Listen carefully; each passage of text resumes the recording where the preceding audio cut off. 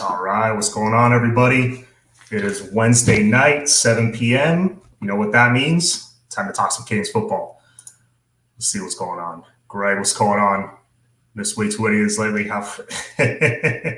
No worries, man. It happens. Life gets in the way. It's a lot of shows to keep up with. It's not just me. It's CANES Insight after me. Then there's our Sunday night show. And then there's, CANES Legacy, their Sunday night show. You got Steve-O and Max on Tuesdays. There's a lot to keep up with, man. But yeah, let's let the chat fill up for a second. We got some stuff to cover. Well, first of all, if you hadn't noticed in the thumbnail or the description, if you caught a glimpse of that, I will be having former Hurricane safety Lovon Ponder on the show tonight. He's been on the show. Well, not mine. He's been on me and Flo's show before. Great guest. He's got great stories, great insight, really smart dude, really knowledgeable. Really looking forward to talk to him. Should be on in the next 15 minutes or so. Demetrius, what's going on, man? Doing all right. I'm doing fine, man. Let's see. So right before I got on, I saw that Jaleel Skinner, arguably the nation's number one tight end, dropped his top 5. And guess what? As expected, Miami's in that top 5. There's some big names, though, in amongst those schools besides Miami. Let's see. Let me pull it up right now. 1 second. Skinner. Jaleel Skinner. All right. So he dropped his top 5. It's Alabama, Texas, FSU, Miami, and Clemson. Now, you guys tell me as the chat goes filling up, who do you guys think is our biggest challenge in acquiring Jaleel Skinner? Of those 5 teams, again, Alabama, Texas, FSU, and Clemson are the other 4. Who are you most worried about? Who do you think is the biggest competition for us to land his services next year? Oh, I see a familiar face. Javier, what's going on, man? So yeah, we got that. We got some other news. We got, and we're going to talk to, Lovon Ponder about this in a little bit, but he being a DB, I'm going to ask him about some of the new recruits, the recent commits, because I haven't talked to him in a while since he did our show a few months back. Rogers and Graves, I want to get his take on them. I want to get his take on the upcoming Bama game. Terry, he thinks Bama and Texas are going to be our 2 biggest challenges for Skinner. I'm thinking Bama and Clemson. Let's see. Clemson's the biggest competition for Skinner. I agree. It's either Clemson or Bama. Whenever Bama's in the discussion, that's a huge mountain to climb. Bama, Clemson. Yeah. I think for the most part, people agree. But yeah, so later tonight after I do my segment with Lovon, I'm gonna do as promised, my 2 deep for the defense in 2022. I don't know if you guys remember a few weeks back, I did the starting offense and the starting defense, what I think it's going to look like, not this coming season, but the following season.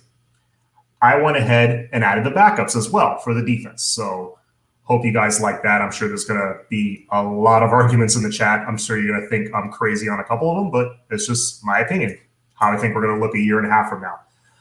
Randy, hey, John. Hey, thank you, man. Appreciate it. By the way, guys, if you haven't, please hit that like button. Helps with the algorithm and all that. Please hit the subscribe button if you have not done so already. Getting closer and closer and closer to that 1,000. I look every so often. I feel like I'm inching closer and closer, but I'm almost there. Like at 860 something last time I checked. But it's those of you who have subscribed, which I think is most of the people in the chat right now that I've seen. Thank you. I appreciate it as always. But yeah, 7:05. Lovon should be joining us in about 10 minutes, so we got time. I wanted to get your guys' take on, obviously, 904 Hurricane, still working, but didn't want to miss anything. Thanks, man. Appreciate it. So I wanted to get your guys' take. Obviously, I always want to get a pulse of what the fans are thinking every week with recruiting.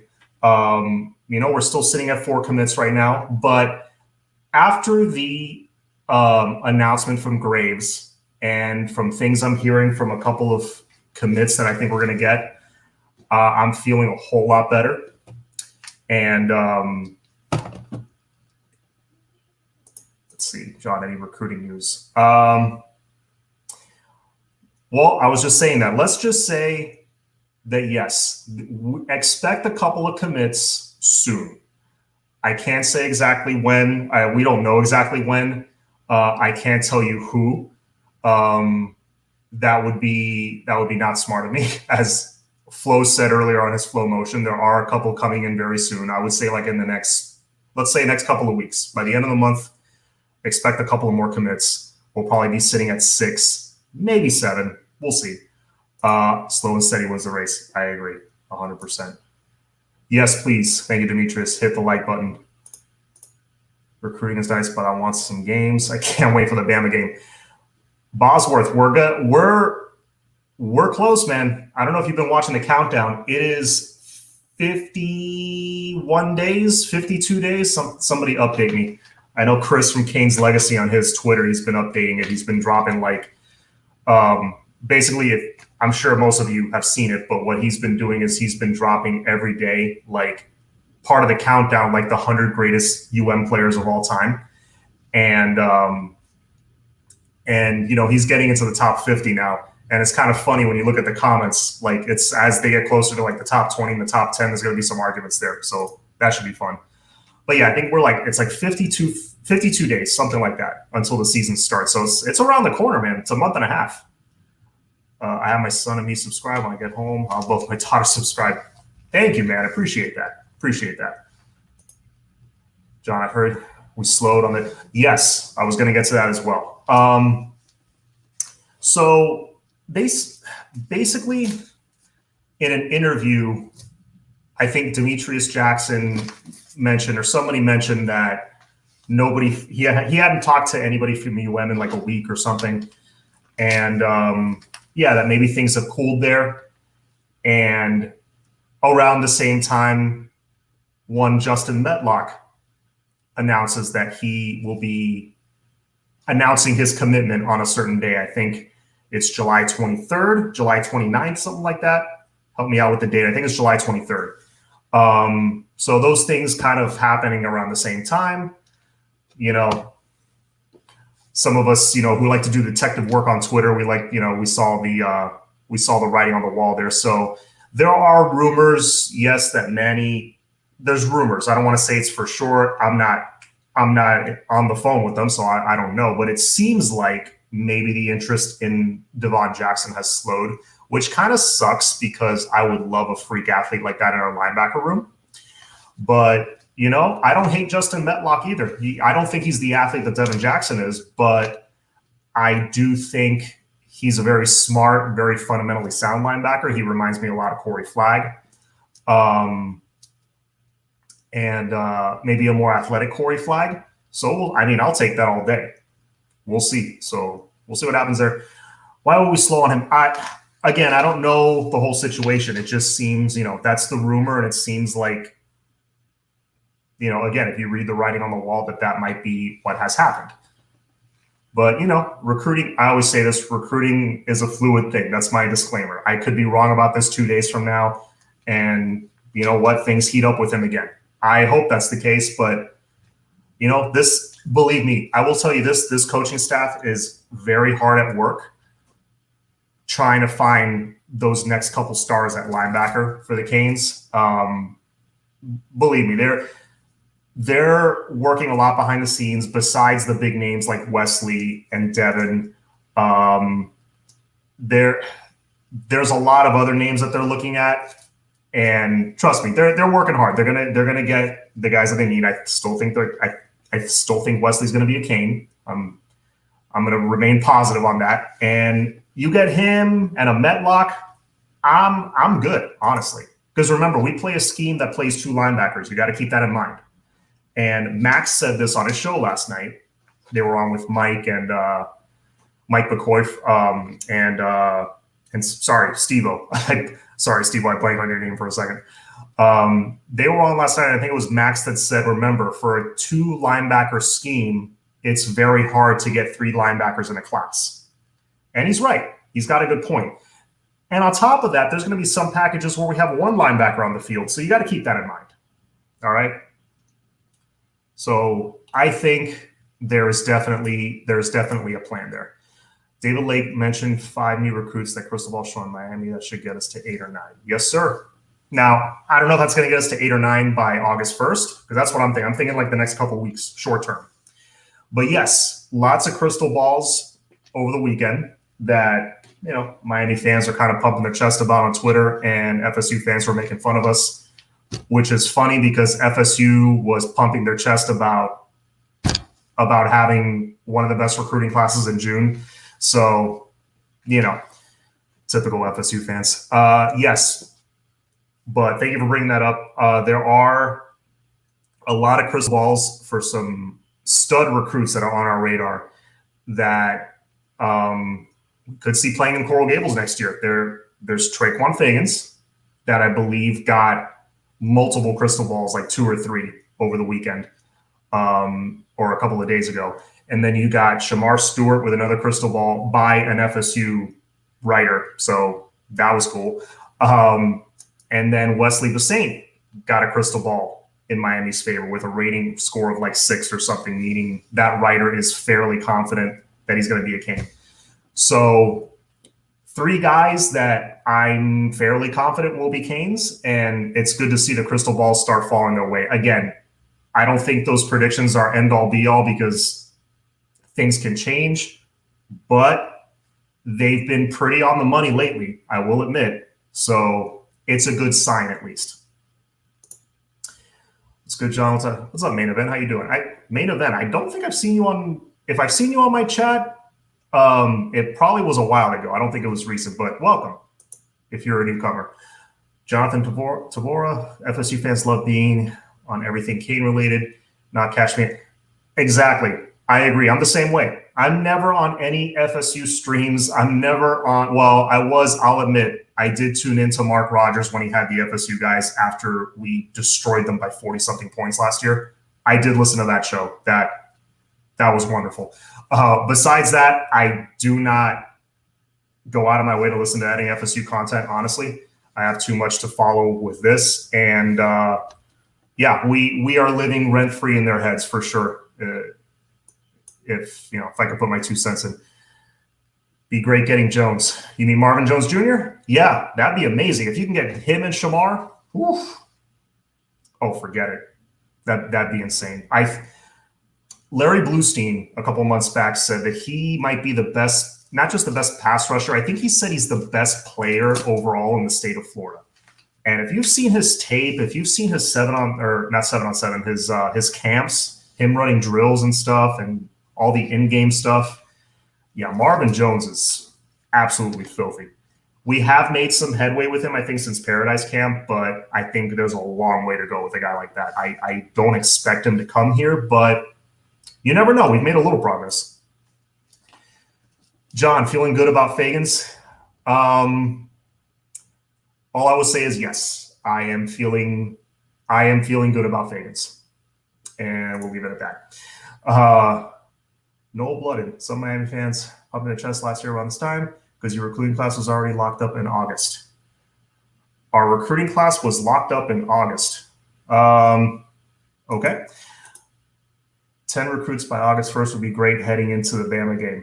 I don't know if it's going to be 10, Bosworth, but we're going to add some for sure in the next couple of weeks. I think a few are going to fall, and I think that's just going to create more momentum. But yes, to head into the Bama game, that would be nice. We got to win on the field if we want to keep these guys. Remember, gotta win on the field. All right.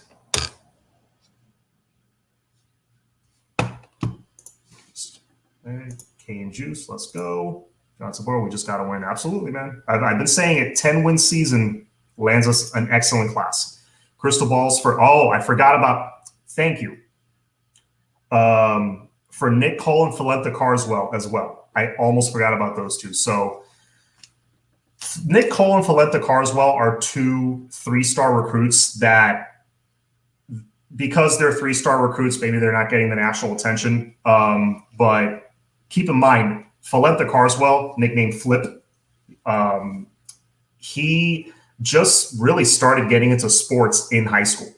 I don't think he ever played anything really before that. Dude is 6'7", like almost 300 pounds, super athletic, plays basketball and looks very agile playing basketball. Like his footwork is already there, and very athletic for such a big dude. And he'll add strength once he gets here. I cannot wait till a guy like that gets onto Miami's campus and Coach Feely already starts working with him. A year into that strength program, he's going to be a freak. And with a guy like that, yes, he's very raw, hence the 3-star rating, but his ceiling is just, I mean, he almost has no ceiling, really. So Flip Carswell, watch out for him. That would be a huge get for Miami. Again, if you haven't, watch his tape, watch all that stuff. It's impressive. And also Nick Cole, another under the radar guy. He's a safety. A lot of people are looking at him and maybe striker in this defense, but Nick Cole is a guy that another one. Look at his huddle tape. Very, very impressive. He impressed me the same way that like Chase Smith's tape impressed me last year. Really stood out to me. I don't know why the hell he's a 3-star recruit. That rating is going to get bumped up, as well as Ibietta's, because those two, I don't know what the hell they're doing as 3 stars. But Nick Cole, very impressed with. Reminds me of that old school blitzing, run-stopping, strong safety that, the Dolphins have had a couple of them. Rashad Jones, Jeremiah Bell, that kind of safety. So excited about those two as well. Trust me, Manny's looking for quality tape, quality game. Like he's looking at stars, but it's not the number one thing. Can't be locked up by ours. We got some old decommits. Good point, Randy. Listen, FSU's class is looking great right now, man, but they got to win, in my opinion. If FSU wins 6 games and makes it to a bowl game, they'll keep most of their recruits. Most of them. A few are going to fall off. A few are going to flip, but I think they'll keep most of them if they go to a bowl game, because that improvement will be a success for them. But look at that schedule. I have a hard time finding anything more than 6 games or even 5. So they got their work cut out for them. Kane's calling, what's up? Yes, SOS Cuba. Definitely on my mind. Greg, damn, I was 20 minutes early. My computer froze up. Now I ended up being 12 minutes late. No worries, man. I'm still waiting on our guest to arrive. Let me just check my phone that I haven't missed any messages. No? Okay, he should be on his way. All right. I have arrived at the next job. Rewatch Scott. All right, man. Good luck, brother. Have fun at your job or whatever it is that you're doing. Don't get in trouble listening to us in the meantime. Go Canes. Let's see, E-Dub. Cole is legit underrated COVID effect. Yes, that's a good point, E-Dub. COVID definitely played a factor in a lot of players' ratings last year. 2 other ones that played a factor are the twins, the Henderson twins. I was on with here we go. Looks like my guest has arrived. Give me 1 second, folks. Pop him in here. Lovon, what's good, buddy? What's going on, man? How you doing? I'm good, doing good. Awesome, man. Awesome. So yeah, man, thanks for taking a few minutes to hop on with us.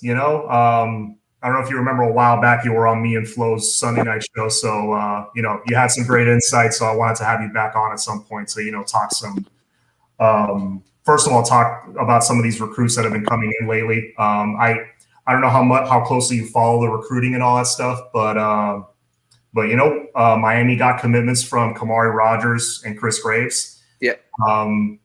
Just, you being a DB, obviously, give me your quick take on those guys, like what you know from them already. Bring a bunch of athleticism to the room. 2 good guys. I know Rogers, but he's the 9th cornerback in the nation. That's just a plus in itself. Being rated a top 10 guy at your position in the country. And then Graves is the athletic guy who I seen compared to Sam Shields he could play, offense or defense. So that's amazing because you get that kind of athleticism in the room. Absolutely. Yeah, no, that Chris Graves, a lot of people made that comparison to Sam Shields. And I think you played with Sam, I think. Yeah. For part of the time. Yeah, I mean, I'm sure his speed must have jumped out to everybody right away. Yes, right away. We picked up his speed.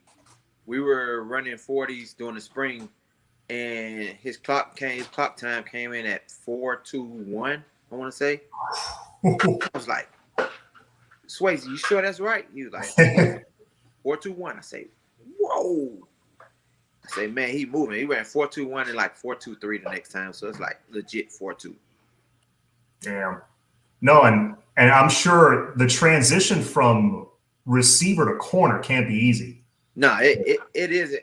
Well, if you're athletic enough, the transition could come, but learning the stance and how you move your feet in a different angle than being a receiver. You're going backwards most of the time, or moving laterally instead of going forward as a receiver. Yeah, no, that's true. It's kind of like you're playing like I don't know if this is a good example. Offensive line, for example, you flipping from left tackle to right tackle. People think, oh, it can't be that hard. Well, imagine doing everything left-handed. You did your whole life right-handed. Yeah. Kind of the same thing. So yeah, man, I'm with you. I'm excited about the added athleticism with these guys, and then more guys coming in, I think. But it's very clear to me they're going for athletes and they're going for speed. Yep.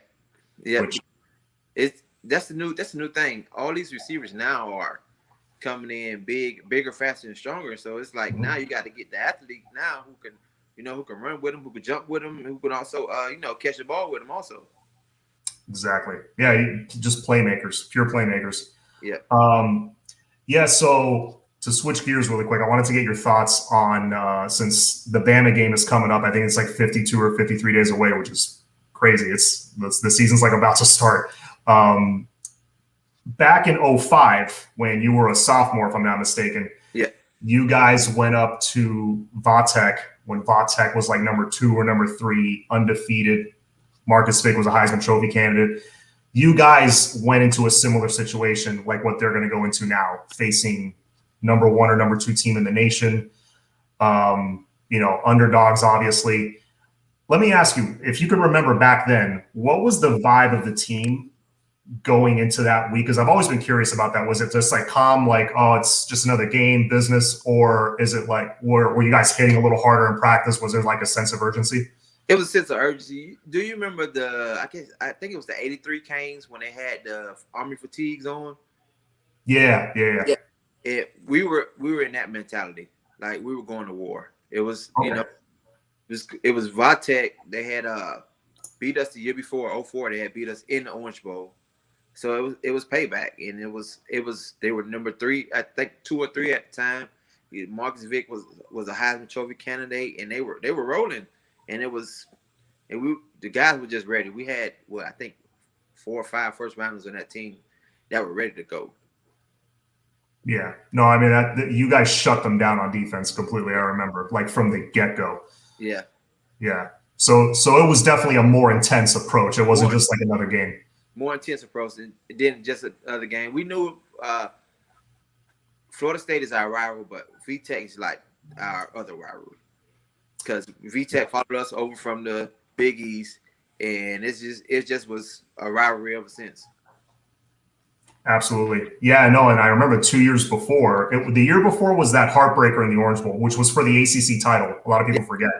Yeah. I was at that game. I was in high school at the time. That was a heartbreaker. And then the year before in Blacksburg, that was a disaster. So yeah, you guys wanted payback for sure. Cool. So then to piggyback on that, now 15 years later, these guys are going into hostile territory. It's neutral site, but it's going to be mostly Bama fans. Yep. Yeah. If let's say it's Monday, week of the game, you're giving the team a quick little talk to get them prepared. What would you tell the team right now? I would tell them, go out there and play like you never played before. because you're not going to play a Bama again unless you're in the playoffs or that's only other time when you're in the playoffs. You're going to go out there. You're going in front of. You're going to be on prime time. Well, it's not prime time night game, but it's prime time. You're playing Bama in the Mercedes-Benz Stadium in Atlanta. The Chick-fil-A opening game. It's big. It's big. It's a moment that a lot of the guys won't play in. So I would tell them, just go out there and play your best, man. It's football. It's a football game. When it all boils down, but man, it's a big time game. You playing against Bama, who not many people get to play against Bama. They only play 12 games a year, 15 because they're Bama. But right. Not many people get to play against Bama. They don't go outside of the SEC most times to play games. They play. I think they played Virginia Tech or Florida State a couple of years ago, but that was it. And everything else is in SEC or no lower D2 school. Right. Yeah, no, that I agree, man. Because this is like, even though it's week 1, they should almost treat it like it's a playoff game. Because it basically is. If you lose the game, you can get back, but you have to beat a Clemson in a ACC championship game, or then you have to beat the Florida State or Virginia Tech, UNC. It's a lot more games that you have to win. But playing this game is going to be playoff environment, really. Absolutely, because they win this game. I mean, they pretty much control their destiny 100%. 100%. Because think about it, everybody who's beat Bama in the last 3 years has either played in the playoff game or beat them in a playoff game. So it's LSU beat them 2 years ago. They were in the playoff game and won the national championship. And it was just, if you beat Bama, you get to control your destiny, basically. And the committee looks at it a whole different way when you beat Bama. Oh, absolutely. Yeah. Absolutely. You could almost afford a loss later in the season. Well, if we beat Bama, I think they're going to be riding so high they might not lose, but you can almost afford like a loss later in the season and still sneak in, Still sneak in, yeah. Yeah, man. But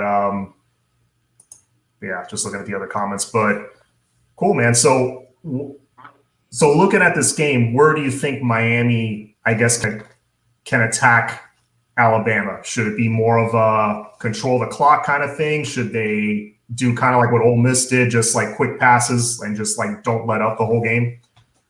I would go to Ole Miss approach. Quick passing, don't let up the whole game. I went back to when Ole Miss beat Alabama with Chad Kelly. And I put out a comparison about probably maybe 4 or 5 weeks ago.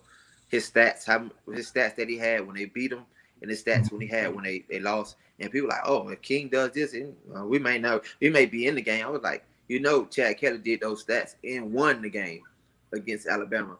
So it's like, man, they take a comparison and people look at it like, oh, it's nothing. But man, if you can do what Ole Miss did, dinking and dunking them, getting and even being a high score game, but if you're digging and dunking them, Alabama you can't beat them.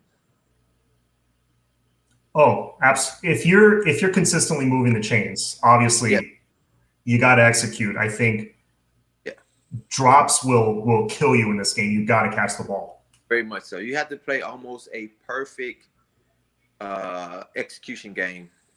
It's because Bama, they make mistakes, but very few. And those very few mistakes that they make, you have to capitalize on. Yeah, man. Greg Bush had a good point. Appalachian State is a perfect setup game for a letdown. Listen, if Appalachian State, I think we play them second. Yeah. Whether we win or lose against Bama, I don't foresee much of a problem against Appalachian State. Nothing against them. That's just what I feel like with the offense, with the playmakers that we have and the veterans that we have. I think we'll be okay. I don't think there's a letdown after Bama game because the worst case scenario, you lose to Bama, you still play Bama, and hopefully it's competitive. And you come out the next week, and it's Appalachian State. You're ready to go. You want to get that W if you do lose, so you want to get that W. So Appalachian State shouldn't be a letdown game. It shouldn't be. It shouldn't be. Keywords. It shouldn't be a letdown. Yeah. Do you think the team having so many veterans coming back, do you think that that's one of the keys to preventing the letdown? Because I've always been curious, like what causes that? Like a team just doesn't come out looking the same the next week just because they had an emotional game the week before. It's the mental part of it. You know, some guy, you know, in college, I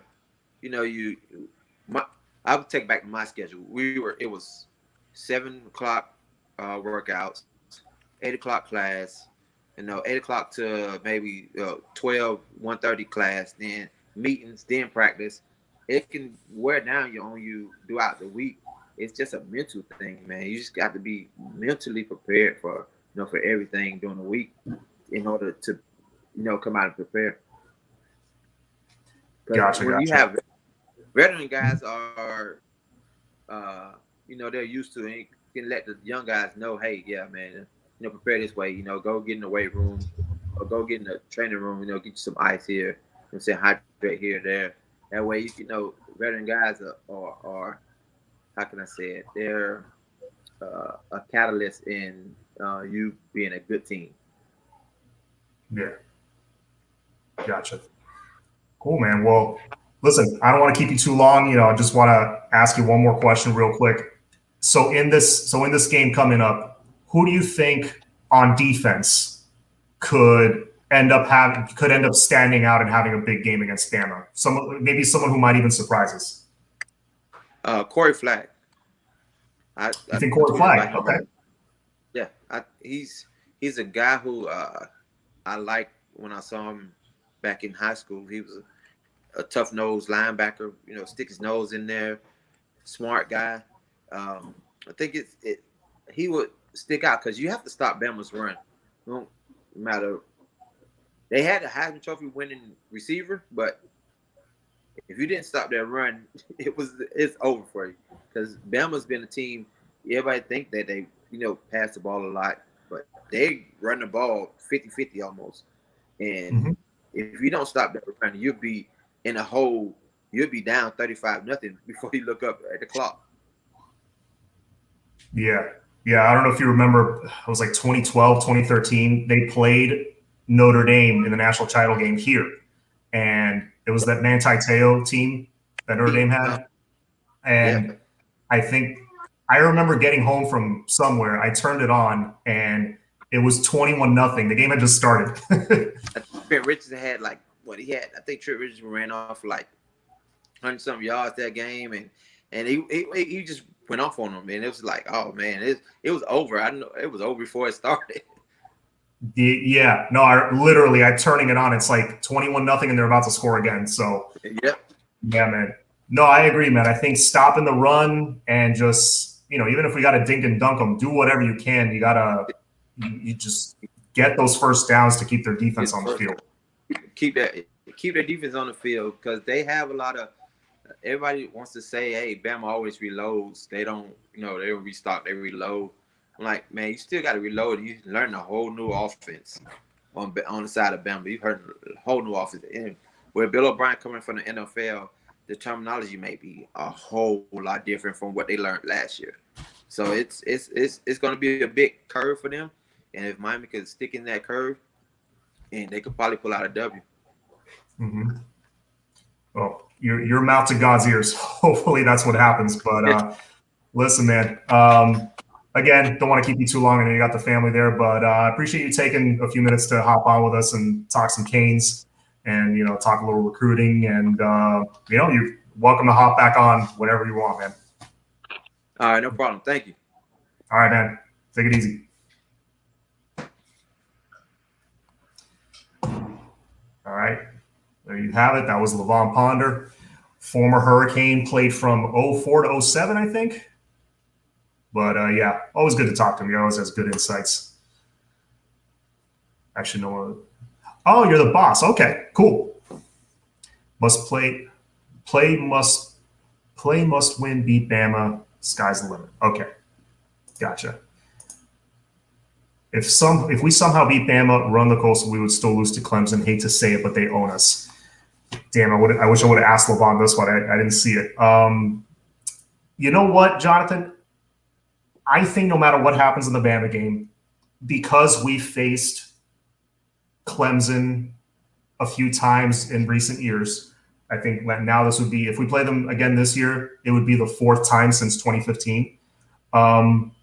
I think this time with all these veterans coming back, they remember some of those games. Some of these guys were on the 2017 team the last time we were in Charlotte. They remember. And like Lovon was just saying, you know, you get your ass kicked by a team a couple of times. After a while, you're like, enough's enough. So I think we're going to be very competitive against Clemson. Flo on Sunday was, I don't know if there was something in his drink, but he says he would be surprised if we lost to Clemson. I don't know if I would say that, but I will say this. I will be very surprised if they just go out and kick our ass again. I don't think that's going to happen. I think us against Clemson for the ACC championship will be a very competitive game. Knockdown, drag out, very physical game. And I think we'll play them very close, if not beat them, believe it or not. Let's see. Bama screen passes big time. That's one way you can beat them. Can't be predictable, though. Who played middle linebacker last year against NC? That was Jennings, I think. It was Jennings and whoever his backup was, who I don't even know if he had a backup, to be honest with you. That was such a blur last year. So many guys on the COVID list. We need some turnovers early against Bama. I think Avante Williams, I don't know why, I have a feeling, I think Avante Williams makes a huge play early in this game. Either he forces a fumble, gets an interception, block punt. He gets into this game early and makes a huge play. I don't know why. That's just my gut is telling me that. Let's see. Own us. No way. I mean, they have owned us. They have owned us, Randy. Make no mistake. But this year, with all these veterans coming back, veteran quarterback, it's going to be different. It's going to be very competitive. Let's see. Tell that to Michigan. I think Flo had a hard liquor talking. Like I said, I think there was a little something in his drink, but you know, he had interesting arguments in his favor. They got a beast at quarterback though, but he's inexperienced, so you do have that. It's hard to follow up Trevor Lawrence. I think Dabo's hold on the ACC will start to slim thanks to extended playoff. I agree. You notice some coaches don't like that extended playoff thing. I don't know if Dabo was one of the guys, but I know some coaches came out like vehemently against that, which tells me one thing: they're a little scared. We need points off turnovers. If we get even one or two turnovers, we got to force 2 turnovers, I think, in this game if we want to have a chance. One of them has to be like a scoop and score. We got to turn it into a touchdown somehow. I've been listening to Clemson Lions Trees. Let me update you on if they think they own us or not. I'm sure they do. I mean, they have been whooping our ass pretty good lately, but I'm just saying this year will be different. Listen to a Bama podcast, completely forget they returned 9 defensive starters. Yeah, they do. That's why, and you guys can tell me in the chat if you agree or not, I think this is going to be kind of a low-scoring game. This would not, and when I say low-scoring, I mean they're not going to put 50 on us. I think it's going to be like 30, low 30s to 20s, something like that. Maybe like 31-17, 24-18, some weird low-scoring score like that, because they have that whole defense coming back, but we have a lot of starters on defense coming back. And our experienced defense is going to go up against their very inexperienced offense. Yes, they got Evan Neal, who is doing jumping splits onto onto these boxes that are higher than I am. And the guy's a freak athlete, and he's going to maul people up front. Yes, but I think they have 4 new starters on the offensive line, a new starting quarterback. Like Ponder just said, you got to learn a whole new offense. And, you know, that's not the easiest thing. Yes, I understand they just have a machine going on there. But when you're having to reload that many guys in one season, those first couple games there's a bit of a learning curve. That's why I'm glad we're catching them now. So you never know. Am I saying we're going to beat them? No. But upsets happen. That's what I'm saying. But that's why I think it'll be kind of a lower scoring game than people think. Clemson has much their entire defense returning, and even though they're losing a lot on offense, a lot of fans think DJ is better than Trevor, and Watson and their wide receiver is supposed to be better than this year. It's supposed to be better this year. I don't doubt. I mean, they're wide receiver in my opinion. Well, them and Bama together, they're the two best schools for wide receivers. They crank out playmakers every year. But that DJ is better than Trevor Lawrence. I don't know, man. Trevor Lawrence is the best, is what they call a generational talent, meaning a once-in-a-generation kind of player. I think he was better than Andrew Luck was in his college career. Remember, everybody saying Andrew Luck was a can't-miss prospect? Trevor Lawrence is even more of a can't-miss prospect. That dude is just a once-in-a-generation quarterback. I mean, the guy ran the table, went 14-0, and won the national title as a true freshman. He didn't put up gaudy numbers, but he led that offense. I mean, they weren't just carrying him. I mean, a lot of it was his doing. Clemson's main concern is getting back to playing more physical football. They feel like they've gotten away from that in the past couple of years. I mean, they did get a little out-muscled against Ohio State, that's for sure. Make no mistake about it, Clemson is still a beast. Miami has their work cut out for them.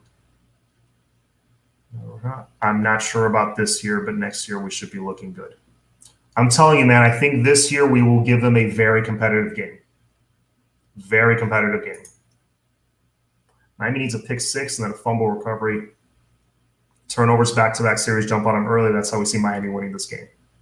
14-10 or 17-21. I mean, Bosworth and Miami will be losing their minds if that's happening.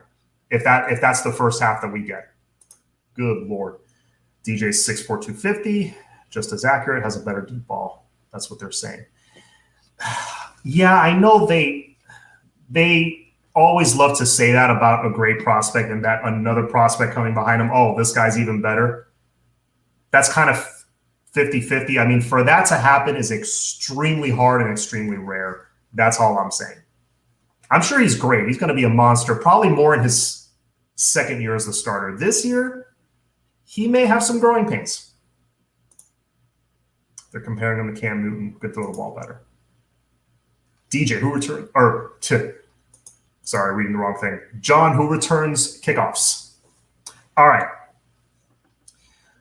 They have so many options for kickoff return, which is what I like.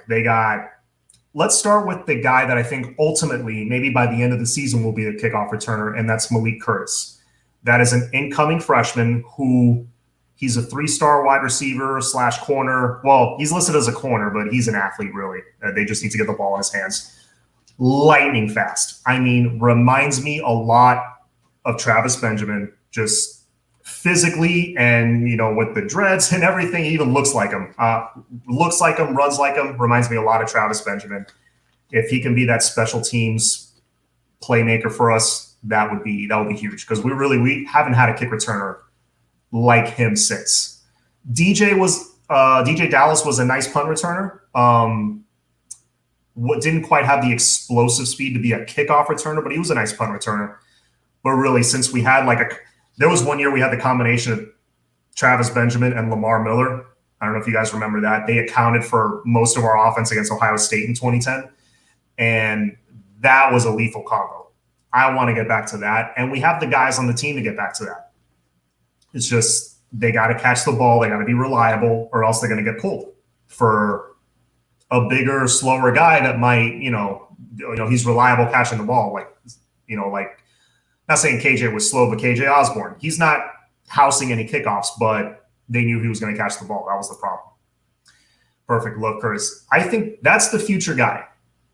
Will he be doing it right away? I don't know if they'll trust a true freshman game one right away, but, Xavier Restrepo, they're thinking Tyreek Stevenson. I don't know if they're going to stick with that.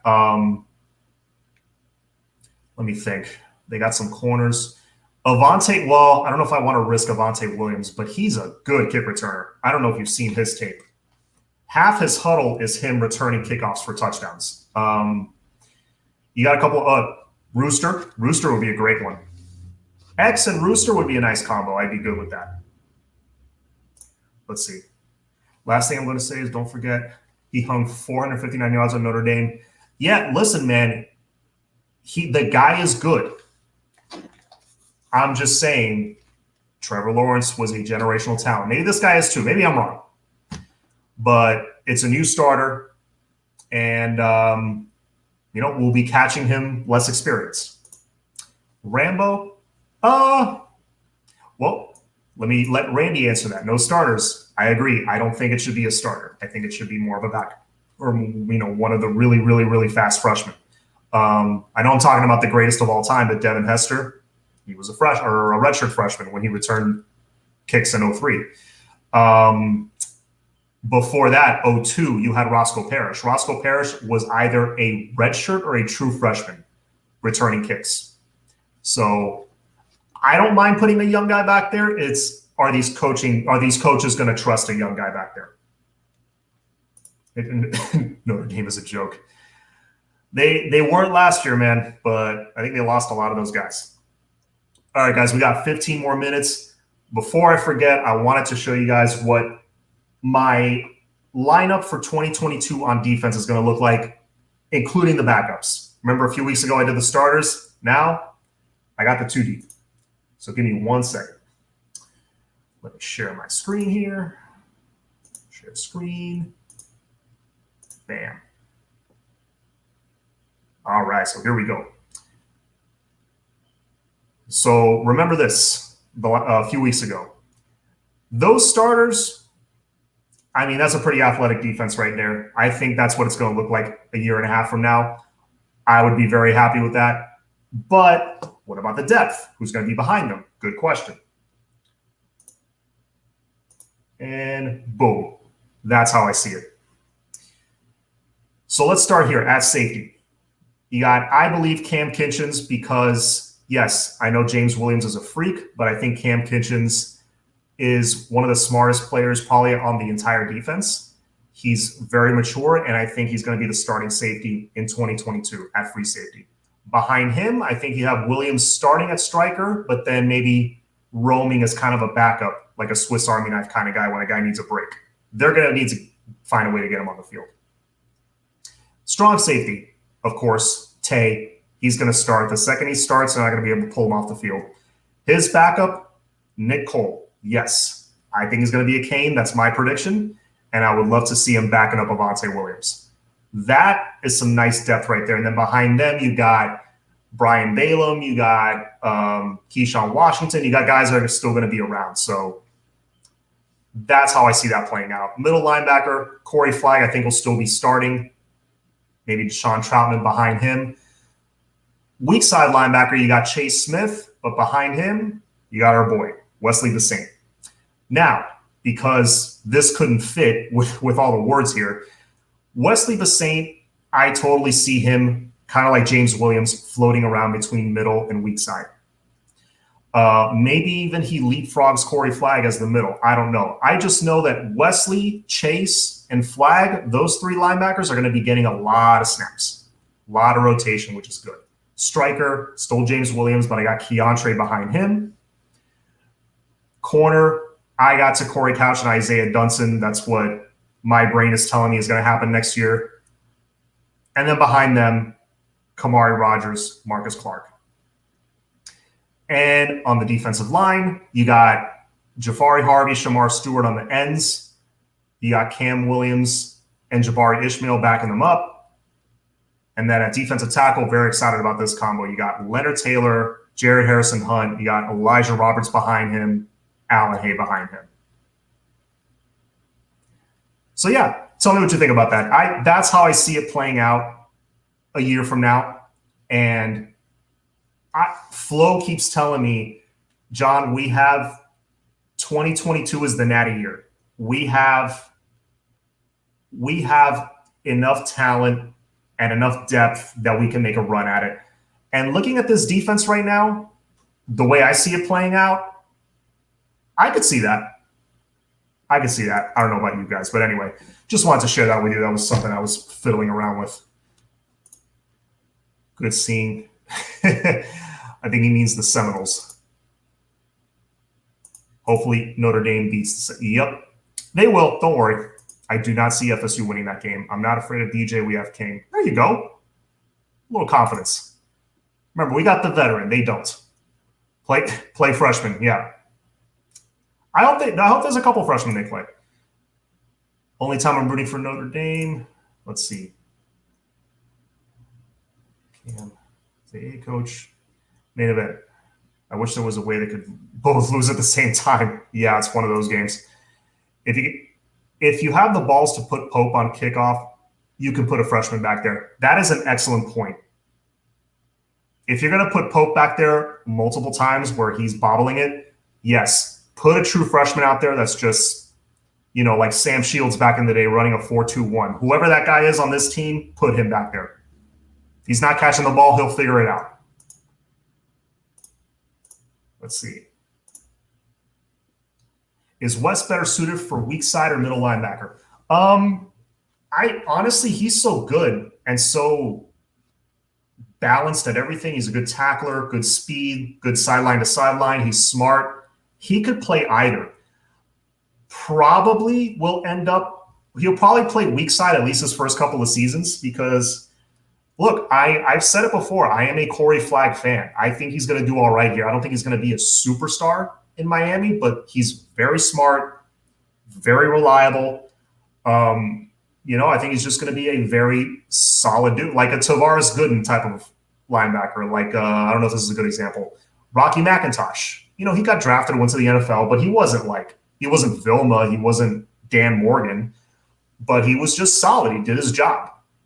And, now that he's reshaped his body a little bit, got into better shape, gotten better conditioning, I think that's only going to help him. And being the smart player that he is, I think Corey Flagg will be the starter at middle linebacker for the next couple of years, barring anything unforeseen like injuries or something. But that being said, I think West will be weak side linebacker, and he's going to dominate. He's going to dominate, and don't expect him to be here very long. I think he's going to be 3 and out. FS Pooh. Agreed. Christopher Glockson, who is faster, Brooks or Flagg? Oh, I think Brooks is faster. Only thing is Sam is Brooks is the reason I didn't include him in my 2 deep is because the dude's been dealing with a turf toe forever, and that's kind of like what's the word? It's like there's really no timetable for that. It could heal up in a few weeks. It might take a few months. It might take a couple of years to heal up. Yeah, so it's indefinite. That's the word I'm thinking of. It's kind of an indefinite thing. They're just kind of waiting to see if it heals up. He probably needs surgery. I'm going to be honest, which sucks because Brooks is a fast, athletic dude. Yes, healthy. He is the faster of the two, but he can't be on the field. So if he can't be on the field, what's up, Flo? What's going on, brother? I was listening to your Flow Motion earlier, and I was just telling the people what you said is Brooks with his turf toe. That's a problem. I was just showing them my 2 deep for 2022, and I can't include him in that if he can't stay on the field. And those turf toe things are a bitch, man. Injury prone but talented. Yeah. Very. It's unfortunate. Avery Huff is kind of lurking back there, remember. And Flo was mentioning something earlier in his Flow Motion that he technically could still be a freshman. If I have that right, because COVID year, so last year didn't count for anybody. He sat out a year, and I think he might have used his medical already, something like that. So yeah, he'd still be like a red shirt super freshman. Next time Flo tells you Miami, Flo, I hope you're listening. This one's for you. Next time Flo tells you that Miami has the talent to win the chip in 22 Remind him the blue chip ratio is no longer 50%. Nick Saban and Urban Meyer raised it to 70. Is that true? Is it up at 70? That's pretty insane. I don't know. Flo, tell me what you think. If that's the case, then yeah, we got to step our game up in the recruiting, absolutely. But once we start winning 9, 10, maybe 11 games more consistently, that ratio will go up, to 60, 65%, maybe up to 70 is what, if what you're saying is correct about those rosters. You win, we'll keep up with them, trust me. I stand by my prediction. All right. I hope you're right, man. But yeah, no, listen, it takes talent, but it takes more than just that. It takes quarterback play, the right system. It takes all that stuff. So it's not, yes, having the right blue chip ratio, that's the start, but you got to have other things. And Saban and Meyer have those other things in place. Maybe not Meyer now, Ryan Day at Ohio State. But yeah, so 4 more minutes left. We'll stay on a few more, almost 8 o'clock. Please, if you have any other questions, throw them my way. Stevenson returning punts, thoughts? Man, again, I don't like the idea of a starter back there. Then again, Santana Moss was a starter and he did fine. That's always a risk you run, throwing a starter out there. But yeah, I'd rather not have a starter. I don't know how elusive Stevenson is with the ball in his hand. I guess that's tape I got to go back and watch from his high school. I would rather go with a guy off the bench that's young, really quick, can make guys miss. That's, but one of the twins, one of the Henderson twins, if those guys come on board, I can totally see one of them, maybe not this year, obviously, but the following, Jakari or Damari Henderson. Those guys have kick returner written all over them. So don't worry. The special teams is in good hands moving forward. Do you see Troutman getting any playing time? I do see him getting a little playing time, actually. I think Troutman and Tyler Johnson, I think, are two guys that may surprise some people. I think they're going to get a little bit of playing time. Not a whole lot. It might be mostly on special teams. Might be in garbage time, because I think good thing is I think we will have more mop-up duty this year. I think instead of just blowing out 2 teams, we're going to blow out like 4 or 5, honestly. We're going to win a few more games comfortably, and you might see him out there like we saw Austin Cave last year. So, yeah, that was the long answer. To answer your question, yes. Deshaun Troutman will play a little bit. I do see him as a true middle linebacker. I love his tackling form. If you want to treat yourself to something entertaining, go to Coach Hayes' channel.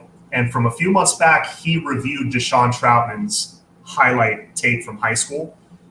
Let me tell you, man, it's impressive. That's another one that he's a 3-star, but I would put him closer to like borderline 4 if I was doing the ratings, which I'm not. But Troutman impressed me. He's really good. Love these predictions, man.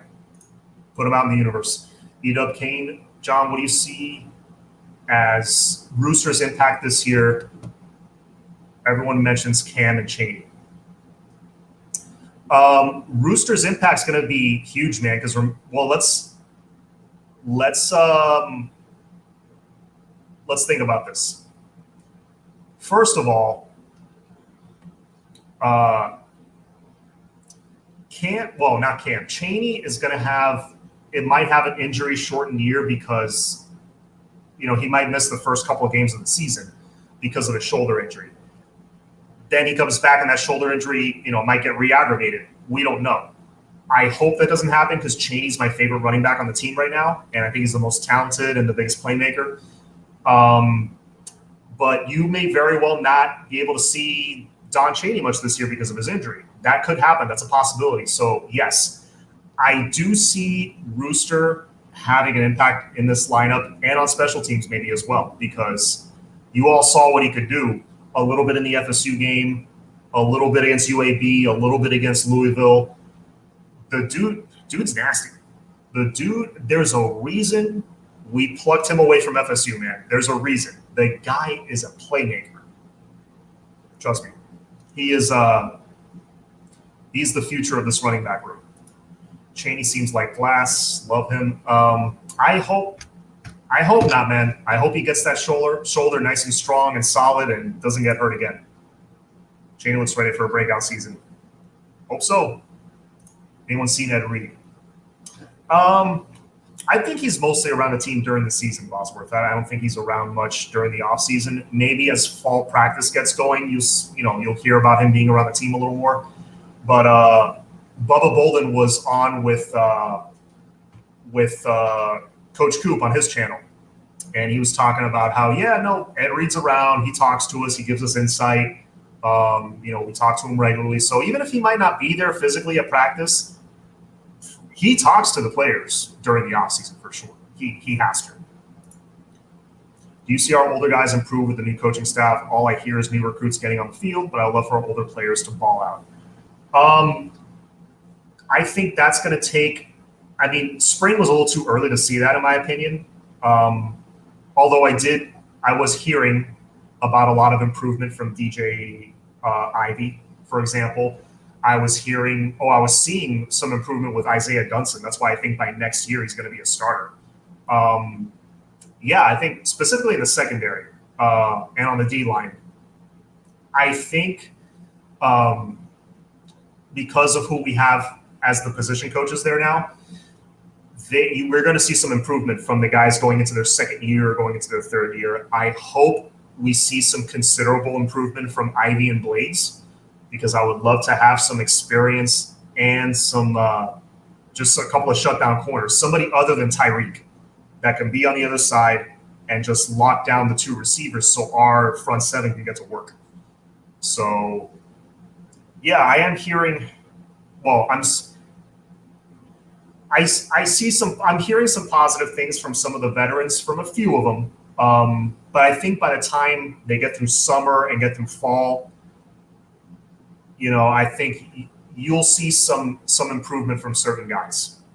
Maybe not everybody, but some. The ones that buy in, you'll see some improvement. No problem. I think I'm going to stop it there. 8:03, I think it's a good time to stop it. Big thanks to Lovon Ponder for hopping on. Great guy. It was really gracious of him to, take 15, 20 minutes from his family and talk a little football with us. As you can see, super knowledgeable, still follows the team, follows the recruiting. Love talking to him. So thanks to him for being on. Sorry. Just saw a shiny object here. Mike Ridley saying Rashard Smith and Jalen Knighton. See what I mean? There's so many guys. I forgot about Rashard Smith. Yeah, man. Rashard Smith and Knighton, Smith and Curtis, Rooster and Curtis, like any combination of those three. Yeah, I'm good with that. Yes. Yeah, take that to the bank, Mike. That's the combo I want to see. Anyway, thanks again, guys. Please, before I log off, hit the like button really quick. Hit the subscribe button. We had over 50 on the chat at one point, so thank you guys for listening. I know it's some gloomy weather outside here in Miami, so I'm glad I was able to provide a little entertainment. So be sure to tune into CANES Insight later tonight, 9 o'clock. They should have a good show planned for you guys. I'll be on with you next week, working on a really good guest for you, so I think you guys will like that one. As always, guys, all about the U. Go Canes. Have a good night.